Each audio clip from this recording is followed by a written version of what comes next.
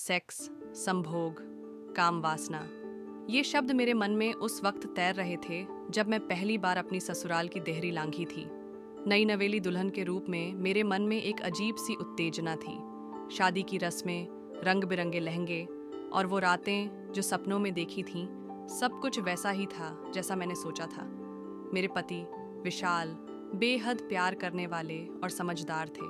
उनकी आंखों में मेरे लिए एक गहरा प्यार और सम्मान था जो मुझे हर पल सुकून देता था।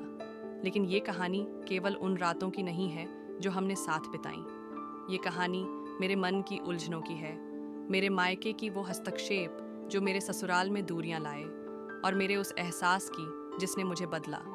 मैं अनन्या, एक छोटे शहर की लड़की जिसका मायका हमेशा से उसका किला रहा। मेरी माँ, मेरे भाई, मेरी सहेलियाँ, सब मेरे लिए दुनिया थे। शादी के बाद जब मैं विशाल के साथ उनके घर आई तो सब कुछ नया था। ससुराल में मेरी सास, ससुर और विशाल की छोटी बहन रिया ने मेरा स्वागत गर्मजोशी से किया।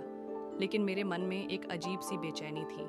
मायके की वो आज़ादी, वो बेपरवाह हंसी, वो देर रात तक सहेलियों से गप्पें, यहाँ सब गायब था।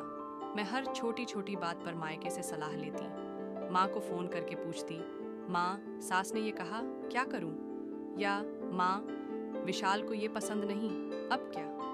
मायके की हर बात मुझे सही लगती थी और ससुराल की हर बात में मुझे कमी नजर आती थी। शुरुआत में सब ठीक था। विशाल और मैं एक दूसरे को समझने की कोशिश कर रहे थे। रातें प्यार और हंसी से भरी होती थीं। लेकिन धीरे धीरे मायके की मेरी ये आदत ससुराल में खटकने लगी। माँ हर छोटी बात पर मुझे सलाह देती, अनन्या, अपनी सास को ज्यादा भाव मत देना, तू वहाँ की बहू है, सब तेरे हिसाब से होना चाहिए। मैं उनकी बातों को सच मानकर चलती। अगर सास कुछ कहती तो मैं उसे मायके की नज़र से देखती। अगर विशाल कुछ सुझाव देते तो मैं उसे माँ से डिस्कस करती। धीरे धीरे मेरे और विशाल के बीच छोटी छोटी बातों पर तकरार होने लगी। एक दिन रिया ने मुझे टोका। वो बोली, भाभी, आप हर बात मायके में क्यों बताती हो? भैया को बुरा लगता है। मैंने उसकी बात को हल्के में लिया। मुझे लगा वो छोटी है, क्या समझेगी। लेकिन उसकी बात मेरे मन में कहीं गहरे चुभ गई। फिर एक बार सास ने मेरी बनाई सब्जी में नमक कम होने की बात कही। मैंने तुरंत माँ को फ़ोन किया। माँ ने कहा, अनन्या, वो लोग तुझे दबाने की कोशिश कर रहे हैं, तू अपनी जगह बनाना सीख। मैंने माँ की बात मानी और सास से बहस कर बैठी। विशाल उस रात मुझसे नाराज़ हो गए। उन्होंने कहा, अनन्या, क्या हर बात मायके में बताना ज़रूरी है? क्या मैं तुम्हारा परिवार नहीं हूँ? उनकी आंखों में दर्द था, लेकिन मैंने उसे अनदेखा कर दिया। समय बीतता गया। मेरे और विशाल के बीच की नज़दीकियां कम होने लगीं। वो पहले की तरह मेरी हर बात पर हंसते नहीं थे। रातें जो पहले प्यार और बातों से भरी होती थीं, अब खामोश रहने लगीं। मैं हर बार मायके की बातों को सच मानकर ससुराल में अपनी जगह बनाने की कोशिश करती, लेकिन अनजाने में मैं अपनी ही खुशियों को दूर कर रही थी। सास ससुर ने भी मुझसे दूरी बना ली।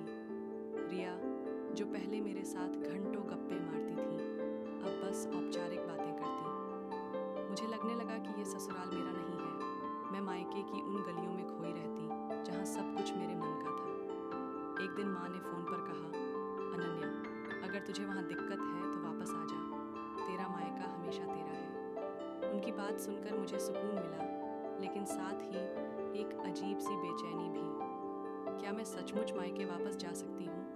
क्या विशाल, जो मुझसे इतना प्यार करते हैं, मेरे बिना रह पाएंगे? उस रात मैं सो नहीं पाई। मैंने सोचा, क्या मैंने कुछ गलत किया है? क्या मायके की हर सलाह मेरे लिए सही थी?